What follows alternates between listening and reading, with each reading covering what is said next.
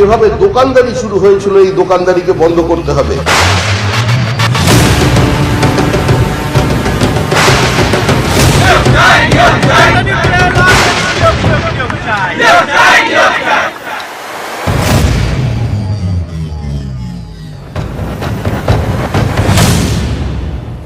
News 18 বাংলায় স্বাগত। জনতার দরবার নিয়ে আপনাদের সঙ্গে রয়েছে আমি শর্মিষ্ঠা। একটা ছাত্র বা একজন ছাত্রী মানে পড়ুয়া বা চাকরি প্রার্থী সারা বছর পড়াশোনা করেন একটা নিশ্চিত চাকরি পাওয়ার জন্য। সেটা বেশিরভাগ মানুষের ক্ষেত্রেই সরকারি চাকরি সবথেকে ভালো অপশন হয়। তবে আজকে এসএসসি গ্রুপ সি মামলায় অবসরপ্রাপ্ত বিচারপতি রঞ্জিত কুমার বাগ তার অনুসন্ধান কমিটি যে রিপোর্ট পেশ করেছে সেখানে বিস্ফোরক তথ্য উঠে আসছে। বলা হচ্ছে অনেকেই নাকি নিয়োগপত্র পেয়েছেন পরীক্ষায় না বসেই, পার্সোনালিটি টেস্টই দেননি। সংখ্যাটা শুনবেন, 381-র মধ্যে 222 জন নাকি পার্সোনালিটি টেস্টই দেননি কিন্তু নিয়োগপত্র পাচ্ছেন। আর ঠিক কোন সময় এই দুর্নীতিগুলো খবর আসছে? যখন জাতীয় বা রাজ্য স্তরে কর্মসংস্থানের পরিসংখ্যান ভীষণভাবে গুরুত্বপূর্ণ। কারণ কোভিড পরিস্থিতিতে আমরা দেখেছি প্রচুর মানুষের কাজ গেছে, প্রচুর মানুষের রোজগার অর্ধেক হয়ে গিয়েছে। আর সেই সময় এসএসসি দুর্নীতির পাহাড়, এবার গ্রুপ সি নিয়োগ নিয়ে বিস্ফোরক যে রিপোর্ট রঞ্জিত বাগ অনুসন্ধান কমিটির দেওয়া হয়েছে সেখানে দেখা যাচ্ছে গত কয়েক বছরে লাগাতার বেশ কিছু দুর্নীতি হয়েছে। আর লাগাতার আমরা দেখেছি বেশ কয়েক বছরে বিতর্কে স্কুল সার্ভিস কমিশন। এসএসসিতে দুর্নীতির পাহাড়, গ্রুপ সি নিয়োগে দুর্নীতি, গ্রুপ ডি নিয়োগে দুর্নীতি, নবম দশমের শিক্ষক নিয়োগে দুর্নীতি, একাদশ দ্বাদশের শিক্ষক নিয়োগে দুর্নীতি, উচ্চ প্রাথমিকে নিয়োগ দুর্নীতি।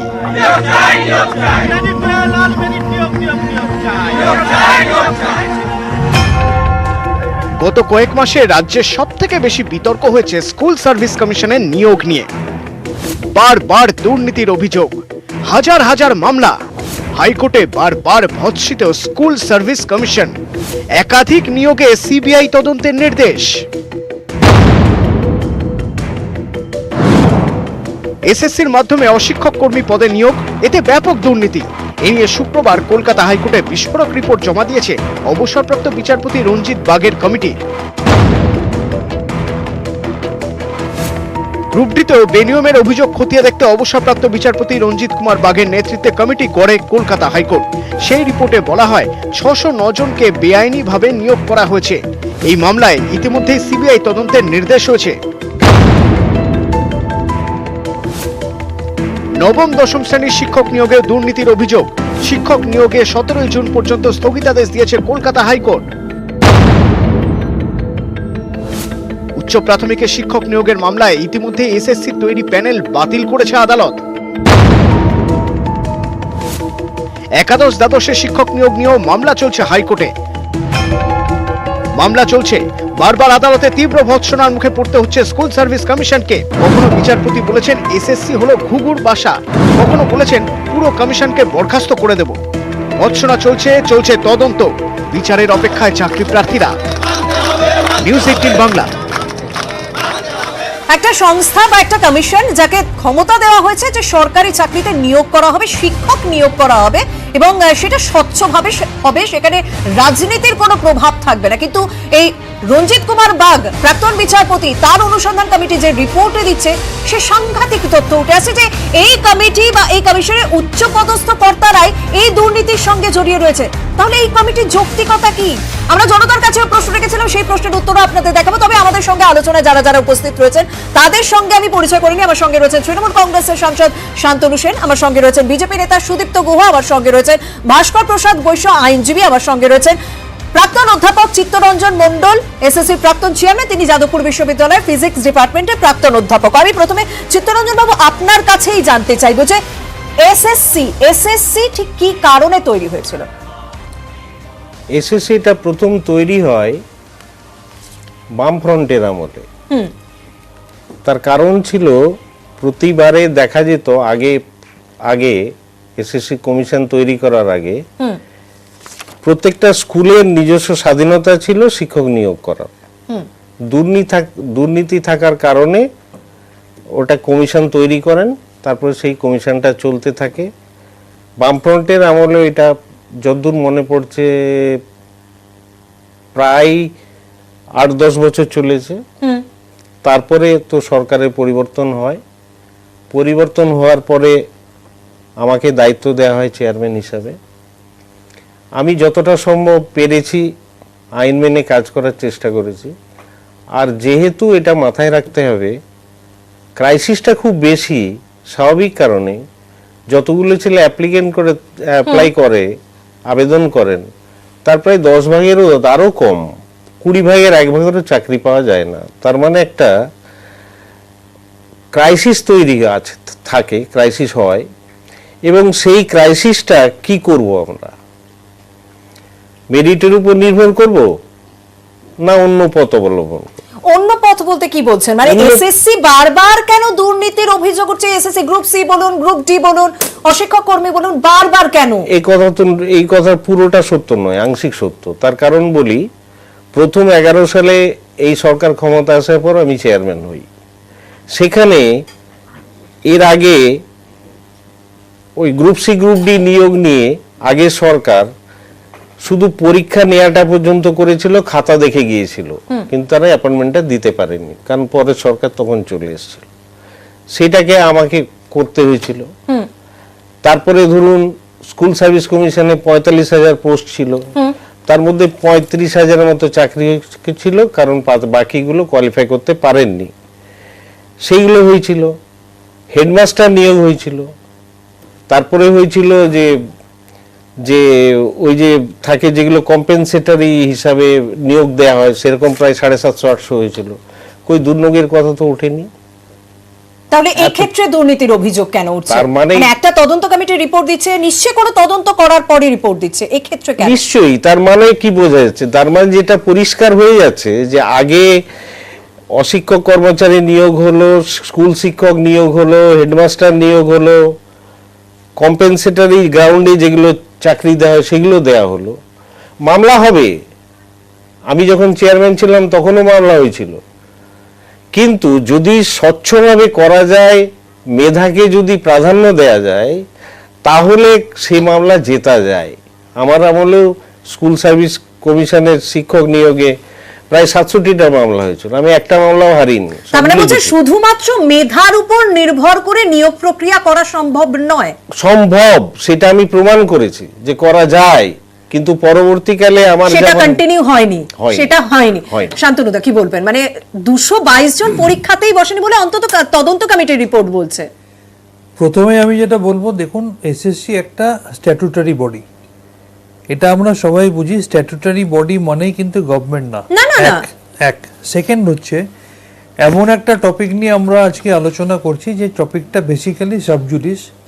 মাথায় রাখতে হবে 18 তারিখের রায়দান হবে, সুতরাং যতটা কোর্টের পারভিউয়ের মধ্যে আছে, আমার মনে হয় আইন ব্যবস্থাকে শ্রদ্ধা জানিয়ে তার বাইরের পোর্শনটা কিন্তু আমাদের আলোচনা করা উচিত।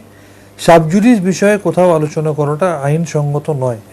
তৃতীয়ত আমি যেটা বলবো, যতক্ষণ না পর্যন্ত রায় সামনে আসছে, অভিযোগ আর দোষী প্রমাণিত দুটোর মধ্যে কিন্তু আকাশ আর পাতাল তফাৎ আছে।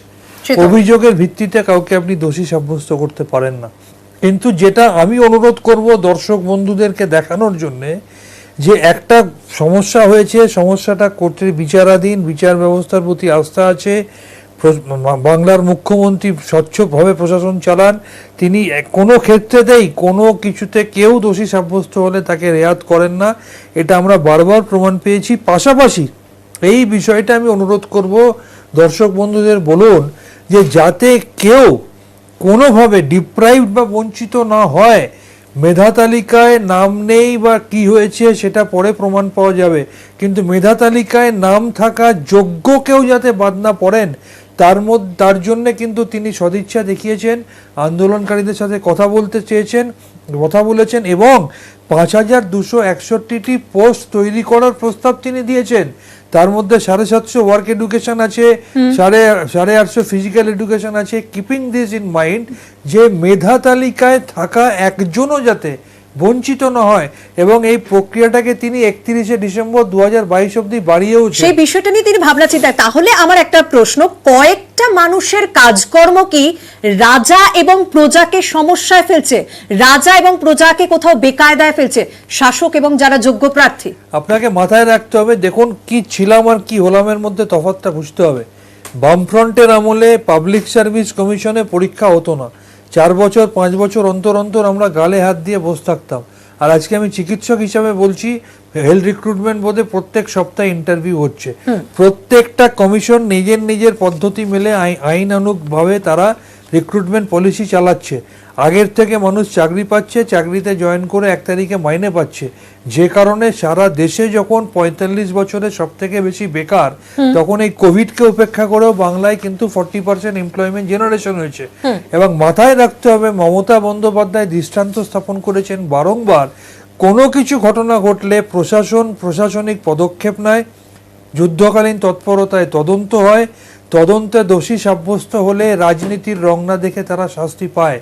এই স্বচ্ছতা মমতা বন্দ্যোপাধ্যায় 2011 সালের 20 মে, আজকে আমরা 13ই মে, চাকরি প্রার্থীরা তার উপর আশ্বাস তার উপর ভরসা রেখেছে। এক সেকেন্ড, এবং আজকে আমরা 13ই মে যেদিন বসে অনুষ্ঠানটা করছি, আজ থেকে 11 বছর আগে বাংলার মানুষকে নতুন ভাবে ভরসার জায়গাটা তৈরি করে দিয়েছেন মানুষের আশীর্বাদ নিয়ে মমতা বন্দ্যোপাধ্যায়। একদম সেই ভরসাটা এখনো রয়েছে, যে কারণে তার দিকে তাকিয়ে রয়েছে এবং তার সঙ্গেই বারবার কথা বলতে চান চাকরি প্রার্থীরা।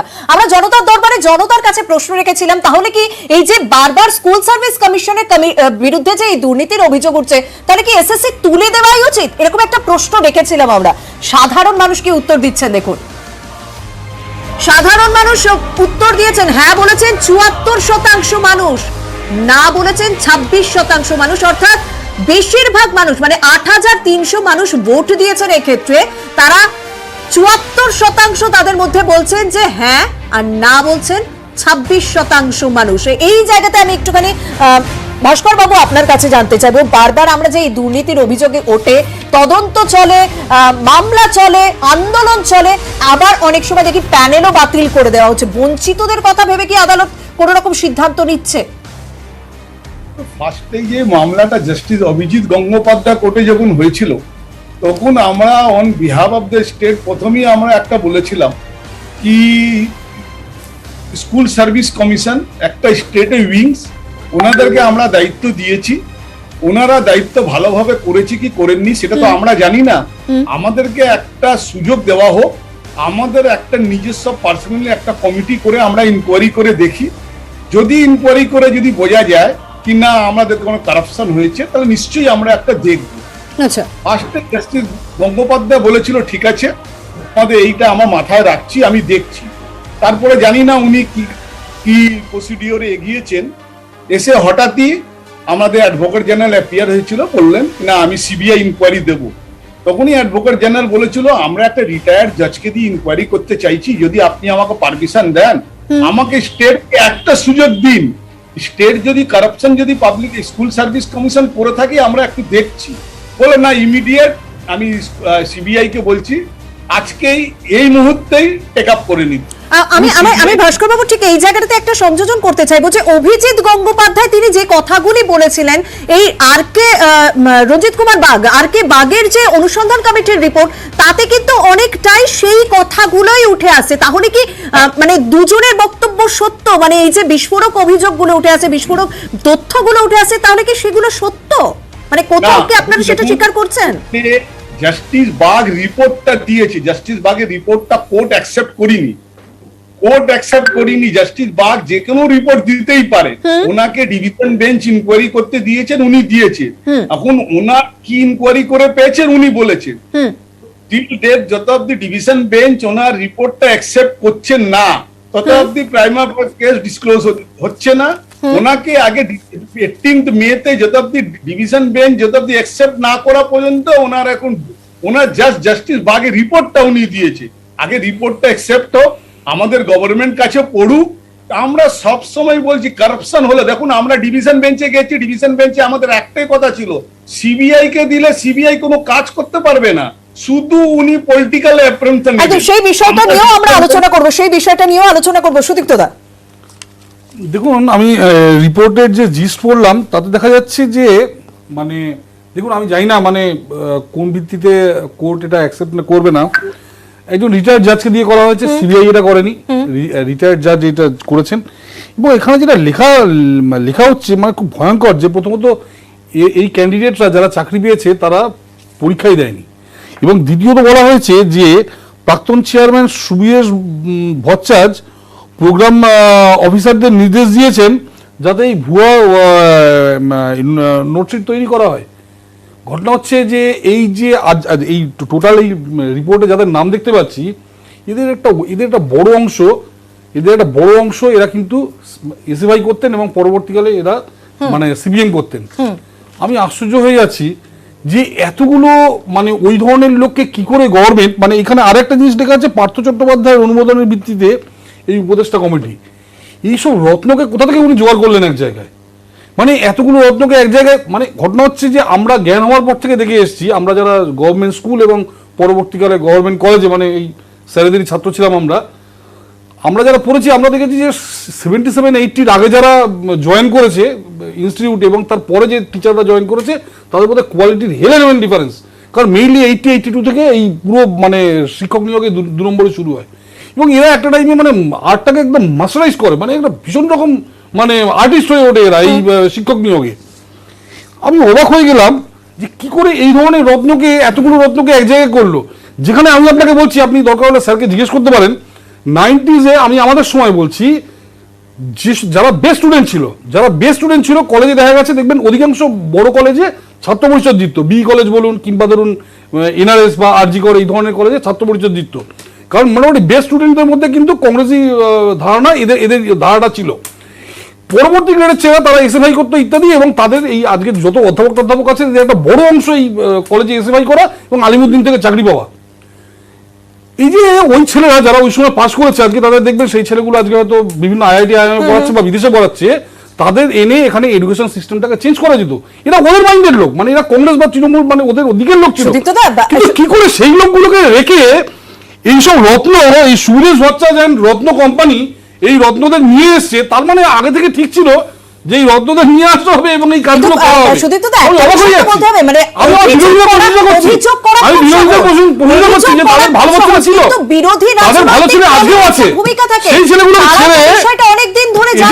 তারা কি বিষয়টা নোটিস করেছিল, তারা কি বিষয়টা নজরে এনেছিল, তারা কি কোনো রকম ইনিশিয়েটিভ নিয়েছিল? বিরোধী রাজনৈতিক দল সহজ নিয়েছে বলেই তো দেখুন, বাম জামানায় হয়নি, বাম জামানায় হয়েছিল কোনো 34 বছর টানা এই কাজ করে গেছে, একটা তদন্ত হয়নি। আমরা বিরোধী, আমরা জমি থেকে বিরোধী, আমরা দাবি করেছি, আজকেই তদন্ত হচ্ছে। একদম এই জায়গা থেকে একটা প্রশ্ন ওঠে যে সত্যি কি তাহলে সময় এসেছে ভেবে দেখার, নজরদারির দায়িত্ব যাদের হাতে দেওয়া হলো তারা কি সঠিকভাবে তাদের ভূমিকা পালন করলো? কলকাতা হাইকোর্টে চরম অস্বস্তিতে পড়তে হলো স্কুল সার্ভিস কমিশনকে।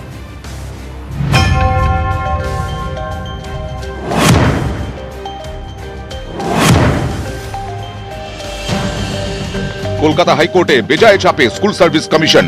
গ্রুপ ডির পর এবার গ্রুপ সি নিয়োগ নিয়েও বিস্ফোরক রিপোর্ট দিল অবসরপ্রাপ্ত বিচারপতি রঞ্জিত বাগের অনুসন্ধান কমিটি।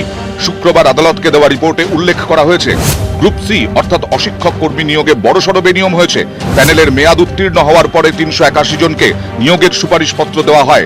এই সুপারিশপত্র দেওয়া হয় এসএসসির অফিস থেকেই, অথচ এই 381 জনের মধ্যে 222 জনের নাম প্যানেল বা ওয়েটিং লিস্টে ছিল না, কারণ এই 222 জনের কেউই লিখিত পরীক্ষায় পাশ করেননি। এখানেই শেষ নয়, হাইকোর্টের নির্দেশে তৈরি রঞ্জিত বাগ কমিটি রিপোর্টে আরো লেখা হয়েছে, চাকরি প্রার্থীদের প্যানেল প্রকাশের সময় স্বচ্ছতা বজায় রাখেনি এসএসসি। আদালত নির্দেশ দিয়েছিল ওয়েবসাইটে এই প্যানেল আপলোড করার, কিন্তু তা করার আগে প্যানেল বদল করা হয়। যারা ছিলেন পেছনে তাদের নাম তালিকায় এগিয়ে আনা হয়। পাশাপাশি রিপোর্টে এও বলা হয়েছে, তৎকালীন শিক্ষামন্ত্রী পার্থ চট্টোপাধ্যায়ের দপ্তরের অনুমোদনে নিয়োগ সংক্রান্ত যে উপদেষ্টা কমিটি তৈরি হয়েছিল, আইনের চোখে তার কোনো বৈধতা নেই। বঞ্চিত চাকরি প্রার্থীদের বঞ্চনার কারণ কিছু মানুষের টাকার প্রতি যে মোহ এবং লোভ, তাই তাদের বঞ্চনার মূল কারণ। এবং মহামান্য বিচারপতি এই সমস্ত কথা শোনার পরে তিনি আগামী 18 তারিখ এই মামলার যে রায়দানের জন্য স্থগিত রেখেছেন। আশা করি সঠিক রায়দান। বেনিয়মে জড়িত থাকার অভিযোগে একাধিক সরকারি আধিকারিকের বিরুদ্ধে ব্যবস্থা নেওয়ার সুপারিশও করা হয়েছে এই অনুসন্ধান রিপোর্টে। বাগ কমিটি রিপোর্টে অভিযুক্তদের তালিকায় মধ্যশিক্ষা পর্ষদের সভাপতি কল্যাণময় গঙ্গোপাধ্যায়, স্কুল সার্ভিস কমিটির 2 প্রাক্তন চেয়ারম্যান সৌমিত্র সরকার, অশোক কুমার সাহা, এসএসসির প্রোগ্রাম অফিসার সমরজিৎ আচার্য এবং কমিশনের উপদেষ্টা শান্তি প্রসাদ সিনহা। এদের কার বিরুদ্ধে কি অভিযোগ তারও বিস্তারিত বিবরণ রয়েছে এই রিপোর্টে। বলা হয়েছে, শূন্য পদের তথ্য নিয়ে বেআইনিভাবে তা কাজে লাগান শান্তিপ্রসাদ সিনহা এবং সৌমিত্র সরকার। সুপারিশপত্র ছাপানোর কাজ করেন সমরজিৎ আচার্য।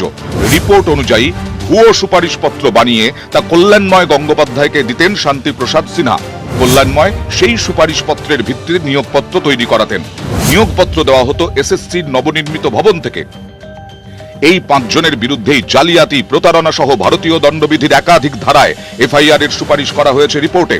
পাশাপাশি নিয়ম বহির্ভূতভাবে কাজ করার জন্য বিভাগীয় পদক্ষেপের সুপারিশ করা হয়েছে শর্মিলা মিত্র, চৈতালি ভট্টাচার্য, শুভজিৎ চট্টোপাধ্যায়, মহুয়া বিশ্বাস, শেখ সিরাজউদ্দিন এবং সুবীরেশ ভট্টাচার্যের বিরুদ্ধে। 222 জন এরকম অশিক্ষক কর্মচারী এই মুহূর্তে রাজ্যে নিযুক্ত হয়েছিলেন, যাদের ইতিমধ্যে সিঙ্গেল বেঞ্চের নির্দেশে চাকরি ইতিমধ্যে চলে গেছে, তারা রিটেন পরীক্ষা, লিখিত পরীক্ষা পাশই করেননি। এই বাগ কমিটির রিপোর্টের ভিত্তিতেই এসএসসির গ্রুপ ডি নিয়োগে সিবিআই তদন্তের নির্দেশ দেয় কলকাতা হাইকোর্ট। গ্রুপ সি নিয়োগ নিয়ে রায় 18ই মে। অর্ণব হাজরা, নিউজ 18 বাংলা। আমাদের সঙ্গে এই মুহূর্তে যোগ দিয়েছেন মামলাকারীর আইনজীবী ফিরদৌস শামীম। ফিরদৌস সাহেব, এতক্ষণে মানুষ জেনে গিয়েছেন যে অবসরপ্রাপ্ত বিচারপতি আর কে বাগ তার রিপোর্টে কি কি দিয়েছেন, কি কি বিস্ফোরক তথ্য পেশ করেছেন, এবং প্রত্যেকটা ঘটনার মতন এই ঘটনাতেও, এই মামলাতেও দেখছি সিবিআই তদন্তের দাবি উঠে আসছে। আমার একটা প্রশ্ন, আর কে বাগ তার অনুসন্ধান কমিটি একটা অনুসন্ধান করার পরই এই রিপোর্ট পেশ করেছেন, তার মানে তিনি অনুসন্ধানের দিক থেকে একটু এগিয়ে গিয়েছেন। তাহলে কি আর কে বাগের নেতৃত্বে কোনো একটা সিট গঠন করে সেখানে রাজ্যের পুলিশ আধিকারিকরা থাকলো, সেইভাবেই তদন্ত চলো, সেইভাবে কি সমাধান করা সম্ভব না? কারণ সিবিআই এলে তাকে আবার প্রথম থেকে শুরু করতে হবে, আবার ডিলে হবে, যারা অপেক্ষায় রয়েছেন তাদের চাকরি আরো দূরে। দেখুন, এই মামলার শুনানি শেষ হয়ে গেছে, ফলে আর কয়েকদিনের অপেক্ষা। অতএব কি হওয়া উচিত, কি হওয়া উচিত নয়, এই আলোচনায় না যাওয়াটাই শ্রেয়, কারণ আদালতে শুনানি শেষ হয়ে গেছে। কিন্তু কি হয়েছে সেটার উপর থাকাটাই বেশি বাঞ্ছনীয়। যেহেতু আমি এই মামলার সঙ্গে সংযুক্ত, ফলে কি হতে পারে সেটা বলাটা অসমীচীন। এই মামলায় যে জিনিস উঠে এসছে সেটা হলো যে 609 জন ইললিগাল সিবিআই উপরই ভরসা রাখছেন। এই মামলায় অলরেডি তো সিঙ্গেল বেঞ্চ সিবিআই এর নির্দেশ দিয়েছিল। আমরা চাইছি যে হ্যাঁ, সেই সিবিআই এর নির্দেশই বলবৎ থাকুক। তার কারণ কতগুলো যুক্তিসঙ্গত কারণ আছে। কারণ এই যে অপরাধগুলো সংগঠিত হয়েছে তাতে কিন্তু রাজ্য সরকারের উচ্চ পদস্থ আধিকারিক এবং মন্ত্রীর নাম সংযুক্ত। যেহেতু রাজ্য সরকারের উচ্চ পদস্থ আধিকারিক, তাদের মনিটরিংয়ে মন্ত্রী সেই মনিটরিং কমিটি তৈরি করেছিলেন এবং সেই monitoring committee, justice Bag committee নির্দিষ্টভাবে বলে দিয়েছেন যে সেই কমিটি ইললিগাল, অর্থাৎ অবৈধ। একটি অবৈধ কমিটি তৈরি করলো এই পুরো পেন্ডিং রেকমেন্ডেশনগুলো সুপারভিশন করার জন্য, এবং তাদের সুপারভিশনে 381 জন চলে এলো ওই আনন্দলোক হাসপাতালের পেছনে নিয়োগপত্র নেওয়ার জন্য। তাদের মধ্যে 222 জন যাদের লিস্টে কোথাও নাম ছিল না, তারা তো নিশ্চিতভাবে জানতো যে আমাদের লিস্টে কোথাও নাম নেই। তাহলে যাদের লিস্টে কোথাও নাম ছিল না, তারা যখন নিয়োগপত্র নিতে আসছে, নিশ্চিতভাবে তার পিছনে কোনো অনুপ্রেরণা আছে। সেই অনুপ্রেরণার গল্পগুলোই তদন্তের মাধ্যমে তুলে আনতে হবে, এবং এই অনুপ্রেরণার গল্প যদি তদন্তের মাধ্যমে উঠে আসে তাহলে পুরো বিষয়টা পরিষ্কার হয়ে যাবে। কথা বুঝতে পারলাম, কিন্তু সিবিআই এলে আবার প্রথম থেকে হবে। মানে আমি যে বিষয়টা দিকে কনসেন্ট্রেট করার চেষ্টা করছি, যারা চাকরি প্রার্থী, যারা সত্যিই যোগ্য, যদি হয়তো এটা ক্যান্সেল হয় তারা চাকরি পাবে, তাদের তো চাকরি পেতে আরো ডিলে হবে। তদন্ত যদি আবার হয়, আবার পিছে আবার মামলা, আবার সব। দেখুন, একটা কথা বলি, দুটো বিষয় কিন্তু পুরোপুরি সম্পূর্ণ আলাদা। একটা হলো যে দুর্নীতি হয়েছে, এই দুর্নীতির তদন্ত, আর দ্বিতীয় হলো নিয়োগপত্র পাওয়া। এই দুটো বিষয় কিন্তু একে অপরের সঙ্গে সম্পৃক্ত নয়, পুরোপুরি আলাদা। এই যে দুর্নীতি হয়েছে, এই দুর্নীতির ফলে কিছু অবৈধ অ্যাপয়েন্টমেন্ট হয়েছে, সেই অবৈধ অ্যাপয়েন্টমেন্ট করানোর পিছনে যারা যারা সংযুক্ত সেটি তদন্তের মাধ্যমে উঠে আসবে, এবং তার পিছনে যদি টাকা পয়সার কোনো লেনদেন হয়, সেই টাকা পয়সার লেনদেনের ফলে কারা বেনিফিশিয়ারি সেটা তদন্তে উঠে আসবে। কিন্তু এই যে চাকরি দেওয়ার বিষয়, সেটি কিন্তু পুরোপুরি আলাদা। এই তদন্তের সঙ্গে গুলিয়ে ফেললে চলবে না, কিন্তু তদন্তের মতো চলবে। কিন্তু চাকরি পাওয়ার যে বিষয়, যে ন্যায্য চাকরি পাওয়ার বিষয়, সেটা কিন্তু তদন্তের সঙ্গে সম্পৃক্ত নয়। একদম। চিত্তরঞ্জন বাবু, খুব সংক্ষেপে আপনার কাছে জানতে চাইবো, আপনার কি মনে হচ্ছে, আপনি এই সিস্টেমটা সামলেছেন, আপনি এই সিস্টেমের দায়িত্বে ছিলেন, তো এটা কি ব্যক্তি দুর্নীতি না সিস্টেমেই কোথাও গলদ রয়েছে? শুনুন, প্রথম কথা হচ্ছে আমি যেটা বিশ্বাস করি এবং মনে করি সেটা হচ্ছে প্রশাসনিকভাবে যে কোনো প্রশাসন, ছোট স্তরে বড় স্তরে, তার দৃষ্টিভঙ্গির উপর নির্ভর করবে স্বচ্ছতা কতটা থাকবে কি থাকবে না। প্রশাসন যদি মনে করে যে সে মেধার উপর ভিত্তি করে সিলেকশন করবে, করা যায়, অ্যাবসলিউটলি কোনো সন্দেহ নেই। এবং আপনি শুনলে হয়তো অবাক হবেন, অনেকেই জানেন না, সাবজুডিসের কথা বলছেন, আর একজন তো কে বললেন আমি ঠিক খেয়াল করতে পারলাম না, উনি বললেন বাগ কমিটি রিপোর্ট তো অ্যাকসেপ্টেড হয়নি। ভাস্করবাবু। বড় অদ্ভুত কথাবার্তা, উনি আইনজীবী না কি আমি জানি না, একটা কোর্ট একজনকে নিয়োগ করলো, সে একটা রিপোর্ট দিল, তারপরে যা জুডিশিয়ালি মাননীয় জাজের কোনো রাইট আছে নাকি সেটাকে ক্যান্সেল করা? তার উপর তো নষ্ট, তিনি যা দেবেন সেটাই তো। শামীম বাবু আছেন, উনি বলবেন। এসব এক্সকিউজ দিয়ে কোনো লাভ নেই, যেটা সত্য সেটা মানতে হবে। আচ্ছা, কোনো কমিশন কি রাজনীতি মুক্ত হওয়া সম্ভব? মানে এরকম একটা সংস্থা করা যাবে যে রাজনীতি মুক্ত ভাবে স্বচ্ছভাবে recruit রাজনীতি করবে? কথাটার মানে কি আমি তো বুঝি না। অনেক সময় রাজনীতি বলা হয়, এই রাজনীতি কথাটা আমি বুঝি না। বাংলা ভাষায় হচ্ছে কেজি টু পিজি শিক্ষক নিয়োগ হবে, মেধাভিত্তিক হবে, না হলে স্টেটের মানে শিক্ষা ব্যবস্থাটা জলাঞ্জলি যাবে। আমাদের অ্যাটলির কথা ভুলে গেছি আমরা 1935 সালে, যেটা ভারতবর্ষের জন্য করেছিলেন, তার ফসল আমাদের ভুগতে হবে না? যারা একটু শিক্ষা নিয়ে মাথা ঘামান, যাদের সেন্সিটিভিটি আছে, তাদের কাছে এটা লাগবে, খারাপ লাগবে। ডক্টর সেন জানেন। আচ্ছা বলুন তো, স্কুল সার্ভিস কমিশন উনি নিজেই বললেন যে একটা স্বশাসিত সংস্থা, তাহলে তার চেয়ারম্যান কেন লিস্টটা বোর্ডের প্রেসিডেন্টকে দেবে যে রেকমেন্ড করবে? অ্যাপয়েন্টিং অথরিটি তো স্কুল ম্যানেজিং কমিটি, তাকে কেন দেবে? এটা আবার কবে? আমার কি জোর মেজরিটি থাকা বলে যা ইচ্ছে করতে পারি? করা যায় নাকি কখনো? একটা স্কুল সার্ভিস কমিশন স্বশাসিত সংস্থা, বোর্ড, মাধ্যমিক বোর্ড একটা স্বশাসিত সংস্থা, সিস্টার কনসার্ন, সে তো লিস্ট তৈরি করে মাধ্যমিক বোর্ডের অ্যাডমিনিস্ট্রেটরকে ঠিক দেবে। এই জায়গাতে এটা হয়? প্রশ্ন উঠছে যে এটা তাহলে কি যদি মেধাভিত্তিক সরকার, নিয়োগ হচ্ছে না? কারণ আমাকে একটু বলতে দিন। আমি অবশ্যই আসবো, আমাকে একটু বিরতিতে যাবে, আমি চিত্তরঞ্জন বাবু আপনার কাছে আসবো, কারণ এই প্রশ্নটা এই জায়গাতে শিক্ষক যারা নিয়োগ করছে, প্রাথমিক শিক্ষক, প্রধান শিক্ষক, স্কুলে যে কোনো একাদশ দ্বাদশ শ্রেণীর শিক্ষক যারা নিয়োগ করছেন, এবং শিক্ষকের মতো একটা সেন্সিটিভ বিষয় যারা দেশের ভবিষ্যৎ তৈরি করছে, তারা কি মেধার ভিত্তিতে নিয়োগ হচ্ছে না? এই প্রশ্নই তো আজকে উঠছে, সেই নিয়েই আমাদের আলোচনা। তবে সময় হচ্ছে একটা বিরতির, সঙ্গে থাকো।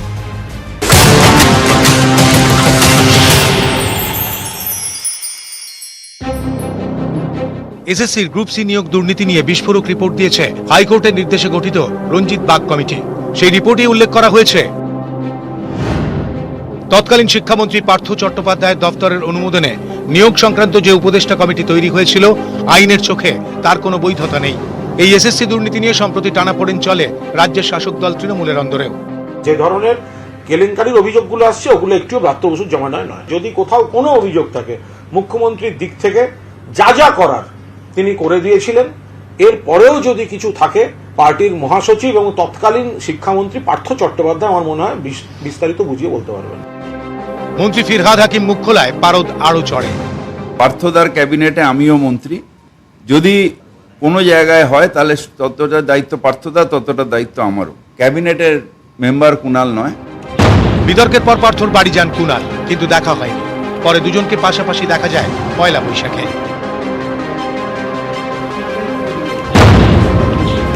নিউজ 18 বাংলা। শান্তনুদা, এই জায়গা থেকে আজকে প্রশ্নটা উঠছে, তাহলে কি কুণাল ঘোষ ঠিক বলেছিলেন? মানে মুখ ফসকে কি কোথাও ঠিক বলেছিলেন? এই বিতর্কটা উঠে আসছেই আজকে। দেখুন, আমি আবার আপনাকে কথা বলি, আমার বাঁ পাশে লয়ার সাহেব বসে আছেন। প্রথম কথা, বিষয়টা সাবজুডিস, 18ই মে অবধি আমাদের কিন্তু অপেক্ষা করতে হবে। দ্বিতীয়ত আমি পরিষ্কার বলি, মাননীয় মন্ত্রী মহাশয়ের নাম যেটা বলা হচ্ছে আজকে কোর্টে কিন্তু কোথাও তার নাম কেউ উল্লেখ করেননি। তৃতীয়ত আমি যেটা বলি, মাননীয় মুখ্যমন্ত্রী মমতা বন্দ্যোপাধ্যায়, যিনি এই রাজ্যের প্রশাসনিক প্রধান, তিনি কিন্তু বারংবার এটা বলেছেন এবং প্রমাণ করেছেন যে কোনো কিছু ঘটনা ঘটলে নিরপেক্ষ তদন্ত হয়, এবং তদন্তে যদি কেউ দোষী প্রমাণিত হয়, রাজনীতির রং না দেখে তার বিরুদ্ধে যা ব্যবস্থা নেওয়ার সেটা নেবেন। সুতরাং অযথা অভিযোগের ভিত্তিতে কারোর দিকে আঙুল তোলাটা মনে হয় না বাঞ্ছনীয়, স্পেশালি এমন একটা পজিশনে যেখানে আজকে শুনানি কমপ্লিট হয়েছে, আমরা রায়ের দিকে তাকিয়েছি 18 তারিখ। আমি আবার বলছি বিষয়টা এইভাবে দেখুন, যে ঘটনা ঘটেছে, কোর্টে কেস হয়েছে, তদন্ত হয়েছে, রায়দান হবে। আমরা ভারতীয় জনতা পার্টি নই, এটা বিপ্লব দেব নয় ত্রিপুরার, যে যিনি বলে দেন কোর্টের রায় যাই হোক আমি মুখ্যমন্ত্রী, আমি যা চাইবো তাই করব। মমতা বন্দ্যোপাধ্যায় বা তৃণমূল কংগ্রেসের সরকার সেটা করে না। কিন্তু আমি আবার বলছি, পাশাপাশি এটা মাথায় রাখা প্রয়োজন, আর কোন রাজ্যের মুখ্যমন্ত্রী এই সহৃদয়তার সাথে এই পদক্ষেপ নিতেন না, যেটা মমতা বন্দ্যোপাধ্যায় ইতিমধ্যেই করেছেন, যে মেধার ভিত্তিতে যারা ওখানে এনলিস্টেড আছে তারা একজনও যাতে বঞ্চিত না হয়, ইতিমধ্যে সরকার প্রিকশনারি মেজার নিয়ে রেখেছে। সুদীপ্ত দা, প্রথম কথা বলি যে ডক্টর সেন যে বললেন যে চিফ মিনিস্টার এখানে আদালতের রায় মানেন, সম্ভবত আজ পর্যন্ত ডক্টর অম্বরীশ মহাপাত্র প্রফেসর উনি ওনার কম্পেনসেশন কোর্ট যেটা ওনাকে দিতে বলেছে সেটা সরকার দেয়নি। অম্বিকেশ মহাপাত্রের কথা বলছি, উনি পাননি। এরকম মানে কয়েক হাজার কেস পেন্ডিং আছে যেখানে নাকি মানে সরকার বলছি মানে এটা হয় না। উনি যেহেতু বললেন আমি ওনার কথাটা উত্তর দিচ্ছি। দ্বিতীয়ত হচ্ছে উনি বললেন যে সরকার চায় যে সবাইকে যাতে নাকি বিচার দেয়, মানে সবাই যাতে বিচার পায় এটসেট্রা। তাহলে একের পর এক কেস বন্ধ করার জন্য অভিষেক মনু সিংভি, চিদম্বরম কিংবা কপিল সিব্বল এদের ডেকে এনে কেন সরকারি এক্সচেকারে লক্ষ লক্ষ টাকা খরচ করা হচ্ছে? অদ্ভুত কথা, আইনি লড়াই তো আইন না,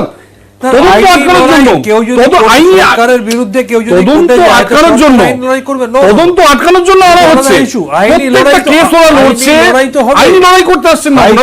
সুপ্রিম কোর্টে আইনি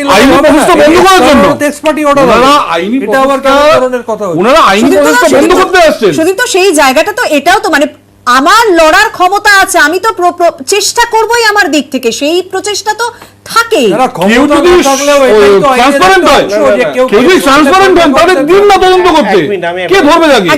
যেমন বললেন যে আমি যাদের রিক্রুট করেছি কেউ ধরতে পারবে না, উনি 767টা কেস উনি ক্লিয়ার করেছেন, তাহলে ভয় কিসের? উনি যদি পারেন তাহলে এরা পারবে না। আমি বলি একটু, শান্তনুবাবু একটা কথা বললেন, এর আগেও একটা ডিবেটে আমি গিয়েছিলাম, শান্তনুবাবু শুনে রাখুন। কোর্টে যদি কোনো অর্ডার হয়, পানিশমেন্ট যদি হয়, কি হবে সে কোর্ট বলবে। পানিশমেন্ট ওয়ান্স যদি হয় বা যদি ছাড়া পায়, সেখানে মুখ্যমন্ত্রীর কিচ্ছু করার নেই। আপনি যেটা বলছেন মুখ্যমন্ত্রী, সে ত্রিপুরার মুখ্যমন্ত্রী বলুন, কোথাও কিছু নেই, কারণ judiciary is totally independent from executive. এটা মাথায় রাখবেন। আপনি একজন আইনসভার সদস্য, আপনার মুখে এটা মাথায় আছে। আমি ডিফারেন্সটা বললাম যে এটা বাংলার মুখ্যমন্ত্রী মান্যতা দেন, কেউ সবাইকে দিতে হবে, সবাই আমাকে একটা উদাহরণ বলুন। আজকে বিপ্লব দেবের মতো মমতা বন্দ্যোপাধ্যায় কোথাও বলেছে যে কোর্টের রায় যাই হোক আমি মুখ্যমন্ত্রী, আমি পুলিশ বলেন না, উনি কাজে করেন, বলেন না উনি কাজে করেন, উনি কাজে করে দেখান। আজকে কোনো মাননীয় মন্ত্রীর কথা বলা হয়নি, কিন্তু একটা যে কমিটি গঠন করা হয়েছিল, নজরদারি কমিটি গঠন করা হয়েছিল, সেই কমিটির সদস্যদের ভূমিকা নিয়ে কিন্তু প্রশ্ন উঠেছে। সেই কমিটির সদস্যদের কিন্তু তালিকায় নাম দেওয়া হয়েছে। দেখুন আমি বলি, উনি যে কথাটা বলছেন সঠিক বলছেন, সেটা হলো মাননীয় মন্ত্রীর তৈরি মনিটরিং কমিটি, সেটা অবৈধ বলেছে, নজরদারি কমিটি, প্রথম কথা। দ্বিতীয় কথা হলো এই মাননীয় মন্ত্রী যিনি, তার বিরুদ্ধেই সিবিআই তদন্তের নির্দেশ আছে, সেটি হলো 9-10 সিলেকশন প্রসেসে, এবং সেই তদন্তের নির্দেশে শুধুমাত্র স্থগিতাদেশ আছে। আজকে যে রিপোর্টটা প্লেস হয়েছে, সেই রিপোর্টটা হয়েছে রিগার্ডিং গ্রুপ সি, সেই গ্রুপ সি অ্যাপয়েন্টমেন্টের যে রিপোর্ট সেটা প্লেস হয়েছে। নবম দশম যে নিয়োগ, সেই নিয়োগের একটি মামলায় মাননীয় মন্ত্রীর প্রতি নির্দেশ যে তিনি যেন সিবিআইকে তদন্তে সহযোগিতা করেন, এবং সেই যে নির্দেশ, সেই নির্দেশকে চ্যালেঞ্জ করে ডিভিশন বেঞ্চে গেছিলেন, এবং সেই ডিভিশন বেঞ্চে সেই নির্দেশে শুধুমাত্র স্থগিতাদেশ রয়েছে। অর্থাৎ স্থগিতাদেশ উঠে গেলেই মাননীয় মন্ত্রীকে অবশ্যই সিবিআই এর কাছে গিয়ে তাকে তদন্তে সহযোগিতা করতে হবে। অর্থাৎ মাননীয় মন্ত্রীর নাম কোথাও নেই, বিষয়টা কিন্তু এরকম নয়। একদম। আমি এই জায়গা থেকে ভাস্কর বাবু আপনার রিয়াকশন অবশ্যই, এবং তার পাশাপাশি একটা বিষয় জানতে চাইবো, এই যে আর কে বাগের রিপোর্ট, অনুসন্ধান কমিটির যে রিপোর্ট, সেখানে বলা হচ্ছে যে আদালতের নির্দেশে প্যানেল ওয়েবসাইটে আপলোড করতে বলা হয়েছিল, সেই সময়ও প্যানেলে পরিবর্তন করা হয়। এক্ষেত্রে আপনার একজন আইনজীবী হিসেবে কি মনে হয়, সেটা কি সম্ভব? মানে এটা তো একটা বড় একটা ঘটনা, একটা বড় দুর্নীতি যদি এটা সত্যি হয়, মানে রিপোর্ট অনুযায়ী। আপনাকে একটা কথা বলি, আপনাকে একটা যে টিভিতে বসে রয়েছে সে একটা ভদ্রলোক বললেন কি আইনজ্ঞ নেই কি, উনি আইনজীবী আছে কি না। প্রথমেই আমি ওনাকে বলি উনি তো অধ্যাপক, ওনাকে তো আইনটা একটু শিখে আনতে বলি। একটা যে কোনো জজ সাহেব যদি ডিভিশন বেঞ্চ হোক সিঙ্গেল বেঞ্চ হোক, একটা যদি এক্স চিফ জাস্টিসকে যদি ইনকোয়ারি করতে বলেন, সেই ইনকোয়ারিটা যদি অ্যাকসেপ্ট করতে হবে, তার কোথাও আইনে পেয়েছে আমি জানি না। উনি কোথা থেকে এটা শিখে এসছেন, কোথা থেকে জানেন কি আইনে একটা যদি ডিভিশন বেঞ্চ একটা ইনকোয়ারি কমিটি বসায়, সেই ইনকোয়ারি কমিটিকে অ্যাকসেপ্ট করতেই হবে। তাহলে তো আমি বলি সিঙ্গেল বেঞ্চ সিবিআই দিয়েছি, তো ডিভিশন বেঞ্চ স্টে দিয়ে তাহলে কমিটিটা সেট আপ করলো কেন? এইবার কমিটি যদি সেট আপ হলো, কমিটি রিপোর্টটা জমা পড়ুক, আজকে জমা পড়েছে, এইবার জজ সাহেব দেখে যত অবধি কমিটি অ্যাকসেপ্ট তারপরে করতে বলছেন পারে এই নাও কমিটির করতে রিপোর্ট পারে। কোনো রকম প্রভাবই ফেলবে না 18 তারিখ। নো, কিসে পড়বে? কোনো কমিটি পড়বে না। যদি আজকে ডিভিশন বেঞ্চ মনে করে এই কমিটিটাকে রেখে আমি সিবিআই দেব, এখন ভাবুন 9-10-এ যেটা আছে, যেখানে আমাদের অনারেবল মিনিস্টার পার্থ চ্যাটার্জির নাম এসছেন, উনি কি আপনি বলুন রিট কোর্টে কি উনি নন জয়েন্টেড পার্টি? ওনাকে পার্টি করাই হয়নি। একটা জজ সাহেব প্রথমেই যে বললেন কি পার্থ চ্যাটার্জিকে ডেকে এই করা হোক, উনি কি পার্টি আছেন এই রিট পিটিশনে? রিট পিটিশনে পার্টি নেই, অপরচুনিটি অফ হিয়ারিং নেই, দুম করে বললেন ওনার নাম এসছে, ওনাকে, ওনার তো কোনো প্রসিডিওর নামই নেই, পার্থ চ্যাটার্জি তো নামই বেরোয়নি, নন জেন্ডার পার্টি নয় উনি। ওনাকে কি করে মামলা সিঙ্গেল বেঞ্চ বলে দিলেন সিবিআই কে ওনাকে করতে হবে? ডিভিশন বেঞ্চ এই জন্য বলেছে ওনাকে স্টে দিতে এই ব্যাপারে।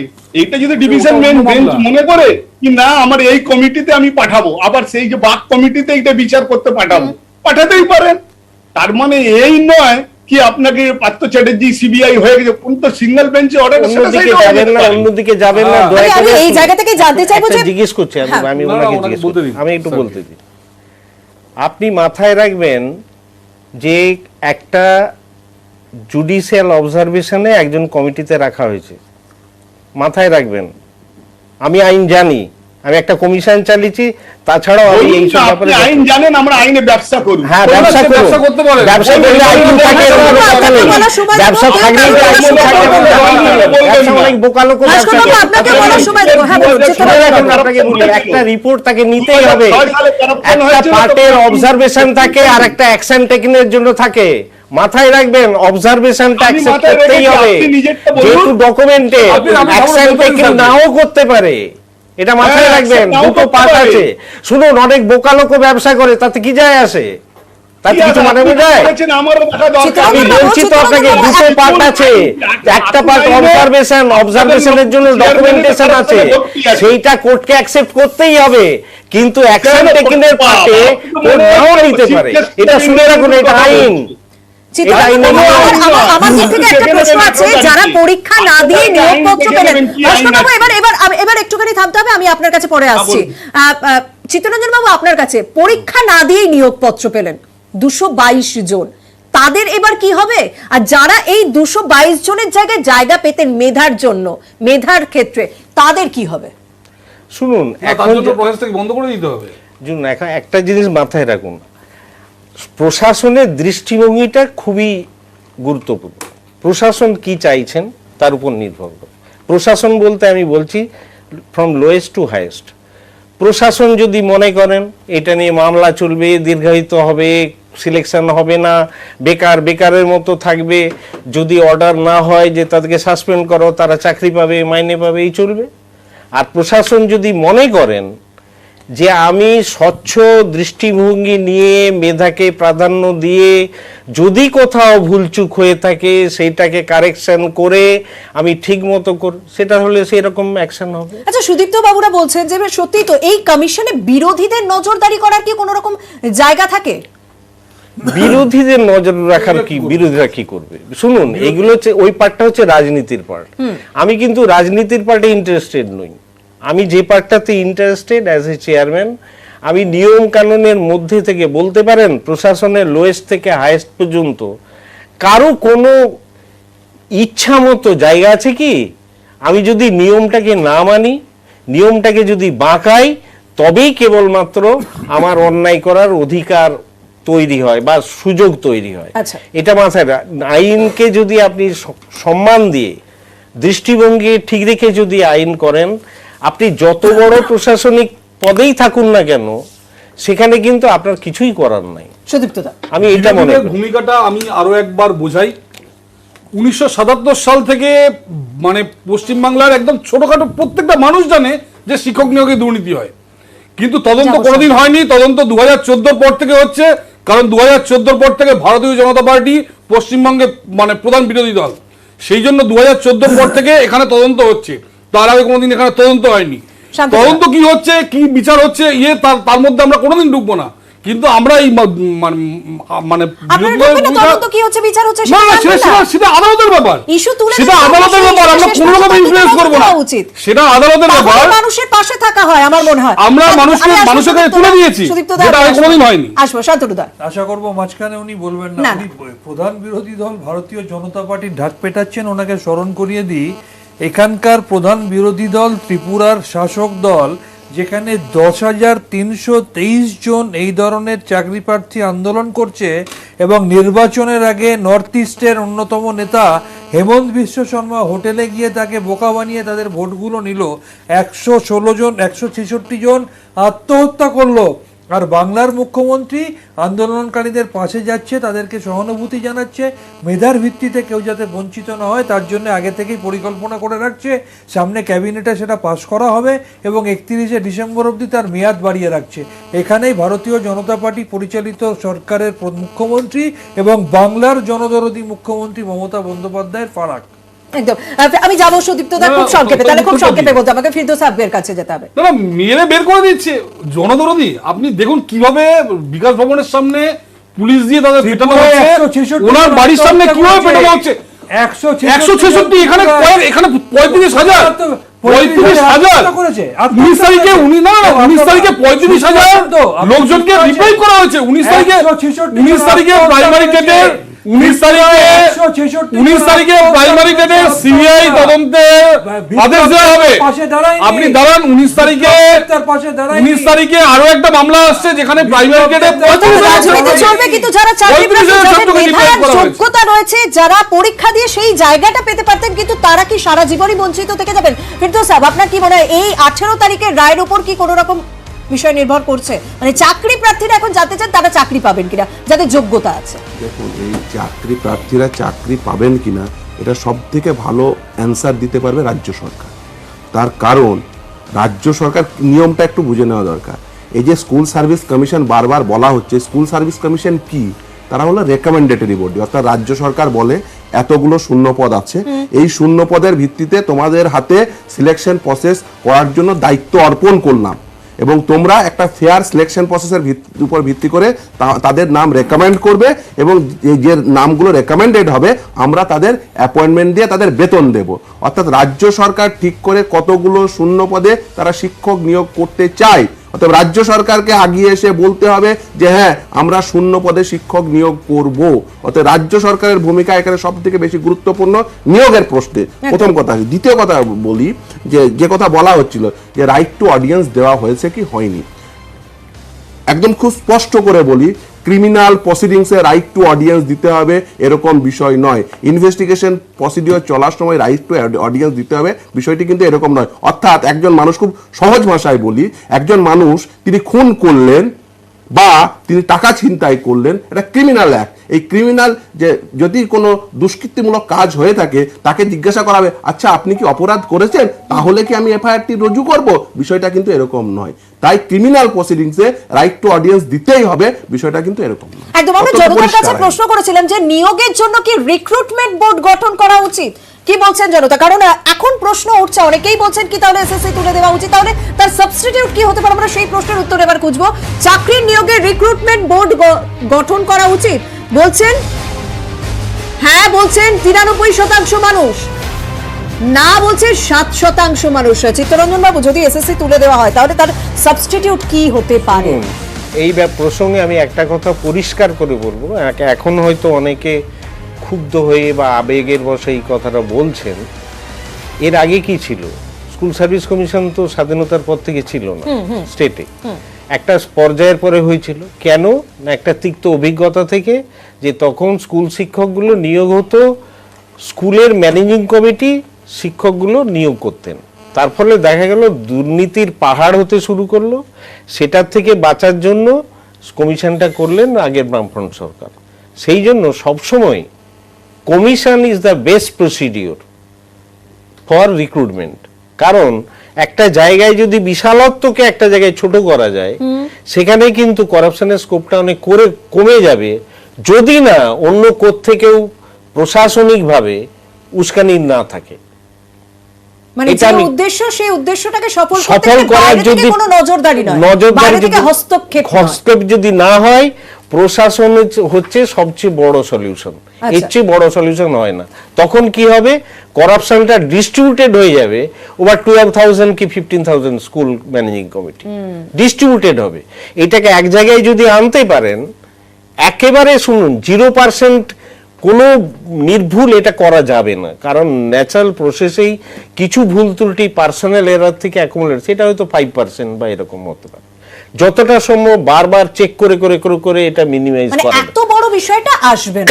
আসবে না। কাজে যে সাধারণ মানুষ যেগুলো বলছেন, হয়তো এখন আবেগের বশে, দুঃখে, রাগে, ক্ষোভে বলছেন বটে, কিন্তু তারা যদি কিছুক্ষণ ঠান্ডা মাথায় ভাবেন, হয়তো আগামীকাল দেখবেন, আপনারা যদি আগামীকাল বা 7 দিন পরে নেন, তাহলে দেখবেন ওনারাই হয়তো বলবেন যে না, থাকা 90 জনই ঠিক উল্টো কথাই বলবেন যে কমিশনটা। আমি বলবো কমিশন সবসময়ই থাকা উচিত, না হলে কিন্তু করাপশনটা ডিস্ট্রিবিউটেড হয়ে যাবে ওভার সেভারাল এরিয়াস, যেখানে একটা দুটো করে অ্যাকুমুলেটেড হতে গেলে 45,000 শিক্ষক একদম। চলে সুদীপ্ত দা, দেখুন, যখন কমিশন ছিল না সেই সময় যারা ছাত্র ছিল তাদের জিজ্ঞেস করবেন যে কি ভয়ঙ্কর রকমের দুর্নীতি ছিল, এবং সেই যুগে এক একজন মাস্টারমশাইয়ের থেকে 1 লাখ থেকে 2 লাখ পর্যন্ত টাকা নেওয়া হতো প্রাইমারি থেকে হাই স্কুল হিসাবে। আমাদের মাস্টারমশাই নিজে এসে বলেছেন যে আমরা এমএসসি তে ফার্স্ট ক্লাস পাস পেয়েছি, কিন্তু এই চাকরির জন্য আমার টাকা দিতে হয়েছে।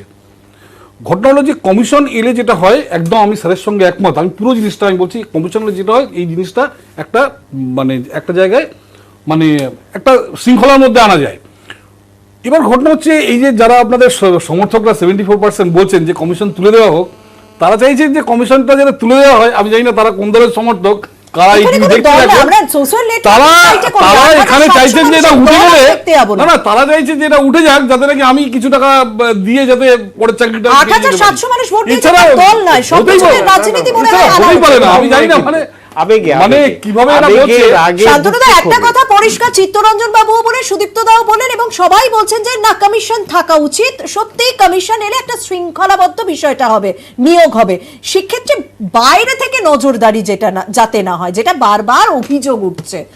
প্রথমে আমি ধন্যবাদ দেবো, বিজেপির মুখপাত্র স্বীকার করে নিলেন যে আগে লক্ষ লক্ষ টাকার বিনিময়ে চাকরি বিক্রি হতো কমিশন তৈরি হওয়ার আগে।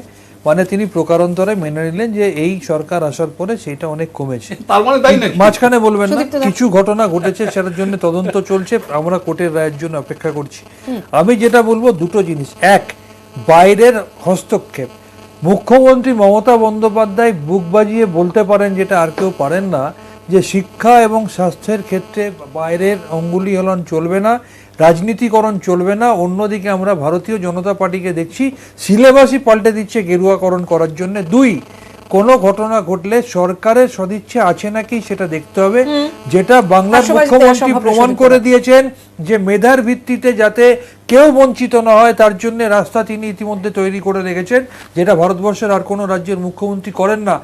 আজকে ত্রিপুরাতেও এই ঘটনা ঘটেছে, বিজেপির সরকার যারা মেধার ভিত্তিতে বঞ্চিত যাতে না হয় তার জন্য এই ধরনের পদক্ষেপ নেননি, যেটা মমতা বন্দ্যোপাধ্যায় করে রেখেছেন। এটাই হচ্ছে বাংলার সাথে আমাদের আলোচনা একেবারে শেষের দিকে, আমাকে আপাতত আলোচনা এখানেই শেষ করতে হবে। অনেক ধন্যবাদ আপনাদেরকে। এবং আমাদের নিউজ 18 বাংলার একটাই উদ্দেশ্য ছিল যে যারা চাকরি প্রার্থী, যারা মেধার ভিত্তিতে এই জায়গাটা পেতে পারতেন, তারা সেই জায়গাটা যাতে পান, সেই জায়গাটা যাতে তাদেরকে দেওয়া হয়, সেই বিষয়টা দেখা, এবং বেশ কিছু প্রশ্ন, বেশ কিছু মিসিং লিংক খুঁজে বের করা। অদূর ভবিষ্যতে আমাদেরও নজর হয়েছে যে এই রায় কোন দিকে যায়, তা চাকরি প্রার্থীদের সমর্থনে কতটা যায়, তাদের পক্ষে কতটা যায়, সেদিকে আমাদের নজর থাকবে। অনেক ধন্যবাদ এই অনুষ্ঠান দেখার জন্য। আর অন্যান্য খবরের জন্য নজর রাখুন নিউজ 18 বাংলায়।